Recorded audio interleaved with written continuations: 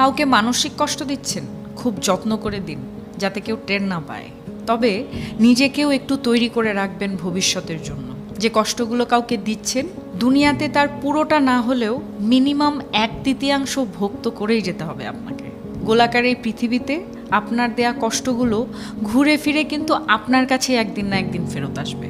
আপনি নিজেই আত্ম অনুশোচনায় ভুগতে ভুগতে একটা সময় শেষ করে দেবেন নিজেকে, যা হয়তো আপনার সো কল্ড ইগোর জন্য ওই মানুষটার কাছে ক্ষমাও চাইতে পারবেন না। আমাদের সবার মনে রাখা উচিত, মানুষের দীর্ঘশ্বাস খুব খারাপ হয়। সামনে এগোতে গেলে শেকলের মতো পা জড়িয়ে টেনে ধরে। ভালো থাকুক আমাদের চারপাশের মানুষগুলো। ভালোবাসার মানুষ, ঘৃণার মানুষ, কাছের মানুষ, দূরের মানুষ সবাই ভালো থাকুক।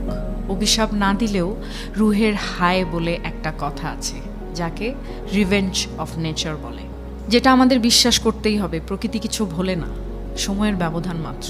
সময় মতো হয়তো আমরা বুঝে উঠতে পারি না ঠিক কোন কাজের শাস্তি পাচ্ছি। কাউকে কষ্ট দিয়ে, অপমান করে, কাউকে কাঁদিয়ে, কাউকে কথা দিয়ে বেমালুম ভুলে যাই আমরা। কিন্তু মনে রাখবেন, প্রকৃতি কখনো ভোলে না, প্রকৃতি ক্ষমা করে না। প্রত্যেকটা মানুষ তার খারাপ কাজের শাস্তি কিছুটা হলেও এই দুনিয়াতে ভোগ করে, কদিন আগে কিংবা কদিন পরে, কিন্তু সে শাস্তি পাবেই।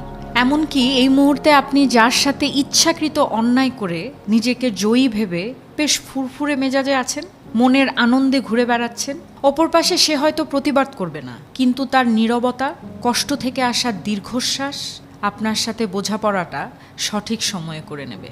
কারণ উপরওয়ালা কাউকে ঠকান না, তিনি কারো একার নন, তিনি সবার।